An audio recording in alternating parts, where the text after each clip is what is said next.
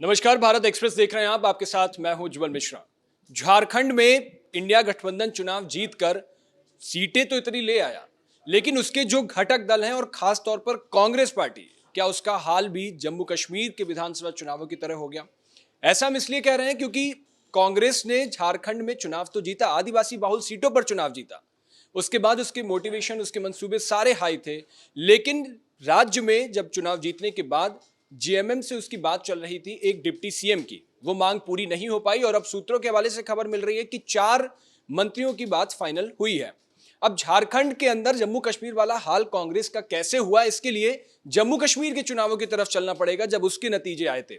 जम्मू कश्मीर के अगर नतीजों की बात करें तो नेशनल कॉन्फ्रेंस को वहां पर 42 सीटें मिली थी, कांग्रेस पार्टी को 6 सीटें मिली थी, लेफ्ट को 1 सीट मिली थी, 1 सीट आम आदमी पार्टी के खाते में गई थी और 4 निर्दलीय विधायक वहां से जीते थे। अगर आप नंबर वाइज बात करेंगे तो नेशनल कॉन्फ्रेंस बड़ी पार्टी थी, वहां पर 42 सीटों के साथ। दूसरे नंबर पर कांग्रेस पार्टी थी, 6 सीटों के साथ वहां चुनाव जीती थी। लेकिन वहां भी बात चल रही थी, वहां भी जिस तरीके से मंत्री पद को लेकर बात चली और तमाम काफी सारी डीलें थी, लेकिन बाद अंत तक आते आते वो बात नहीं हो पाई और नेशनल कॉन्फ्रेंस तक तो यहां तक कहने लगी थी कि कांग्रेस की हमें जरूरत भी नहीं है। ऐसी बात क्यों कही, इस बात को लेकर आपको समझना पड़ेगा। नेशनल कॉन्फ्रेंस के पास 42 सीटें थी, 1 सीट आम आदमी पार्टी के साथ थी तो मिलकर होती है 43, 1 सीट लेफ्ट के पास थी तो 44 हो गई और 4 निर्दलीय उनके पास उनका समर्थन था। तो इस तरीके से 48 सीटें जम्मू कश्मीर के अंदर हो गई थी। ये 48 जादुई आंकड़ा भी था और एक जरूरी आंकड़ा भी था। इसके लिए नेशनल कॉन्फ्रेंस को कांग्रेस की जरूरत नहीं पड़ी और कांग्रेस को उन्हीं की शर्तों के साथ वहां पर सेटिस्फाई होना पड़ा। ठीक यही चीज झारखंड के अंदर भी हुई। झारखंड में अगर आप देखोगे तो जेएमएम 34 सीटों के साथ नंबर 1 पार्टी है, दूसरे नंबर पर आती है कांग्रेस 16 सीटों के साथ। उस लिहाज से बड़ी पार्टी दूसरे नंबर पर पहुंची। आरजेडी के पास 4 सीटें हैं और सीपीआई माले के पास 2 सीटें हैं।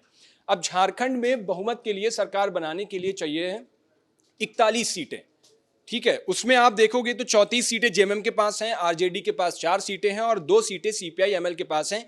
इनको अगर आप मिलाओगे तो सीटें होती हैं 40। यानी हेमंत सोरेन को मुख्यमंत्री बनने के लिए, सरकार बनाने के लिए और सरकार चलाने के लिए जो 41 का आंकड़ा, जो बहुमत का आंकड़ा होता है, उससे सिर्फ एक आंकड़े पीछे हैं अगर इन सबको मिलाते हैं और कांग्रेस को अलग रखते हैं।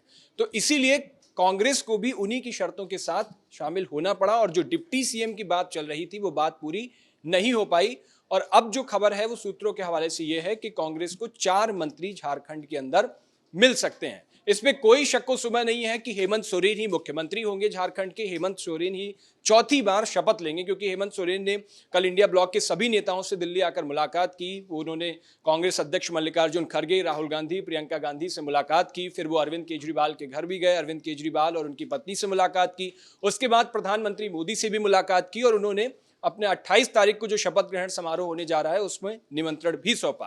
तो मुख्यमंत्री हेमंत सोरेन ही होंगे। कैबिनेट का विस्तार बाद में भी हो सकता है, शपथ ग्रहण समारोह पूरा हो जाएगा।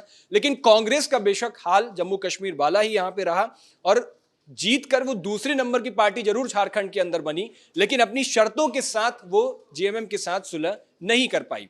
आपको क्या लगता है कि वाकई में कांग्रेस पार्टी का हाल जम्मू कश्मीर वाला हुआ है? अपनी राय हमें कमेंट बॉक्स में जरूर बताइएगा।